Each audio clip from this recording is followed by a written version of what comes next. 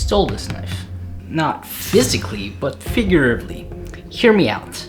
So basically, Jez from Oblivion Blades, who's a knifesmith in Australia, is extremely well known in the kitchen knife world. He makes his own laminated steels, and that is one of the reasons that he's extremely well known, because other well-known knifesmiths will buy his laminated steels. For instance, this Gyuto uses his laminated steel, which is a copper Damascus, and that copper Damascus is for sale. Now, I've always wanted to get myself one of Jez's blades, but I just didn't have the finances at the time. So it turns out that one specific day, I was on Facebook and I saw a post of someone saying, there's this knife from Oblivion Blades that is at an insane price. Now, one of the reasons or ways that I don't add to my collection quickly is I just don't click on things. I don't want to see the price, especially if I'm interested.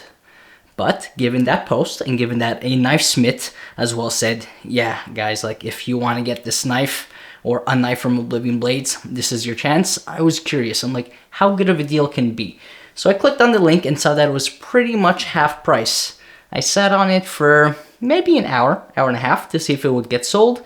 It didn't, and then I did the thing I shouldn't have. I'm like, well, here's my chance to own a knife from Jez at Oblivion Blades. Let me try to purchase it. I ran into a few issues because what I didn't realize is, and this is good for anyone who wants to buy from his website, is you need to add another product in a way that's for international shipping. Otherwise, just buying the knife itself, when you try to ship, it only ships within Australia. So I messaged Jez, mistake number 2, to try to figure out what the problem was. I then also realized when I messaged him that the price was no longer pretty much half price. And so in asking him these questions, and him asking me, what do you mean it wasn't the full asking price, we realized that there was a glitch in the system, in the website, which somehow reduced the price of the knife. However, Jez, being the stand-up guy that he is, he honored that price. And so, despite asking questions about shipping, I ended up making him realize that there was an issue with the price. He still decided to validate it. Super stand-up move. And so at that point, I felt, regardless of how I felt about the situation, Frankie, you were buying yourself a new blade. So I did. And the second I posted about it on Instagram, you can see that the community really loves Jez. I was being sent some beautiful messages being like, Jez, great guy, great knife making, yada, yada, yada. Fast forward, I finally got the knife from Australia. I start unboxing it, and first thing I noticed is I really like these little sleeves that he has kind of holding the box together. Super rigid, super neat. The sleeves are so rigid, it almost makes it difficult to remove from the box. The knife was extremely well packaged. Also, what came with the knife is, I'm assuming, mineral oil, because the core steel of this knife is 52-100 steel, hardened to a HRC of 63, of course, with his copper Damascus laminate. The handle is silky oak and ebony, and what you have here at the butt end of the handle is, I learned a new term, let's see if I remember what it's called. Yeah, it's I believe a finial. Yeah, as you can see here. So it's not a takedown handle. Some, because takedown handles for now are still all the rage, would think that it is a takedown handle, but it is not. Really like the handle. The silky oak in some ways, for some reason, reminds me of snakewood. One thing I will say as well is that when you look up what people have to say about Oblivion Blades, is they talk about this wabi-sabi feel. I have to strongly disagree. Now, wabi-sabi is kind of an appreciation for the imperfect, right? So a lot of people say that Denka is wabi-sabi, when really what we know is it's not wabi-sabi. It's not paying enough attention, say, to fit and finish of the spine or choil or the centering of their core steel. However, when it comes to Jez Oblivion Blades, I'm not seeing an appreciation of the imperfect, as in this knife has a really good fit and finish. I'm not really noticing any issues. There's like this slight, it's not a deformation and it's not a crack, but the spine isn't fully smooth close to the top of the bolster. There just seems to be maybe a slight separation in the steel, I'm not sure. that's it. Everything else looks great. I love even the shape of the handle, where it is, let's see, 1, 2, 3, 4, 5. Yeah, it is octagonal, but the way he's placed it is rather than having the flat part of an edge of the octagonal handle at the top, because basically when you close your hand, it isn't completely flat on top in the palm of your hand. If anything, it's more pointed.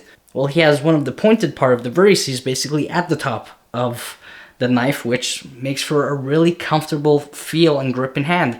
So no, I wouldn't say that his knives are wabi-sabi. They seem to be extremely well constructed for a large knife. It is really comfortable to hold. Now on his website, he does say this is 21 centimeters long or 210 millimeter Gyuto. It's of course also a super cool take on a Gyuto. It has a lot of belly height from heel to tip, but I will say that it is not 21 centimeters or 210 millimeters. Even looking at it immediately, I knew that wasn't the case, and here it is compared to my 240 millimeter Jiro Gyuto and my 240 millimeter Takamura Uchigomo no Hana Gyuto. Now, in terms of the performance of this knife, I'll be honest, it wasn't quite the experience I was expecting.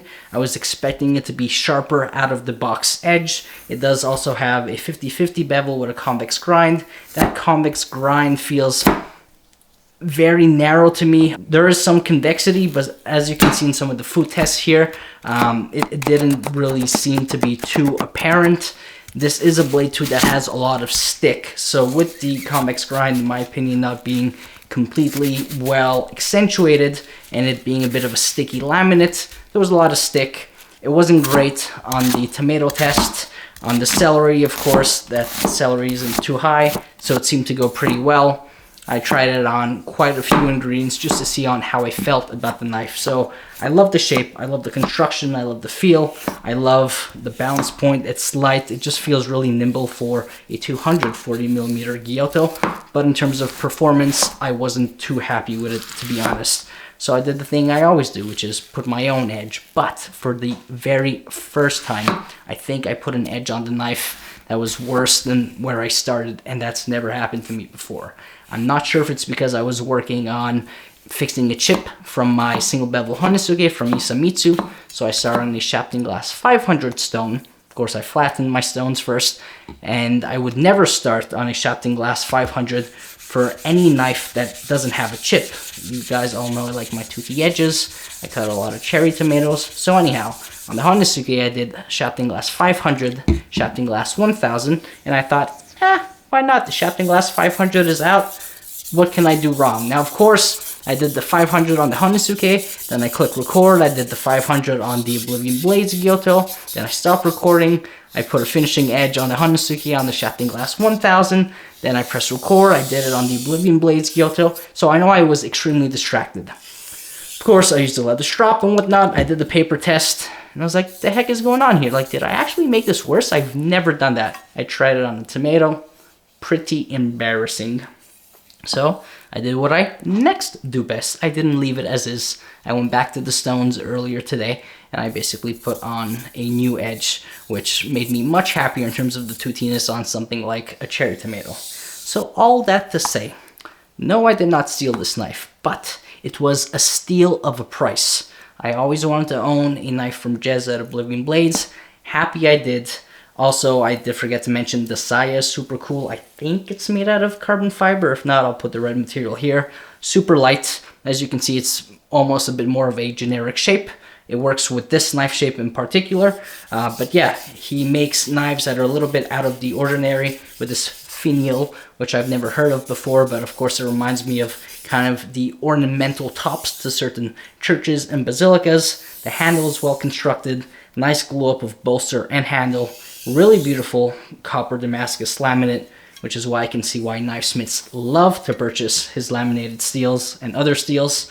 52-100 core steel. I think I've improved it at this point, but I own a piece from Jez, and he gave me a steal of a price. I'm super happy that he honored the price of this knife even through the website glitch. That says a lot about him. Guys, if you like the content that I put out for you, please remember to like and subscribe. It really does go a long way.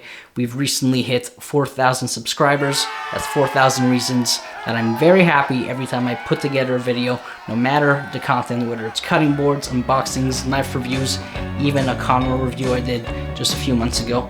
Thanks again, and I'll see you in the next one.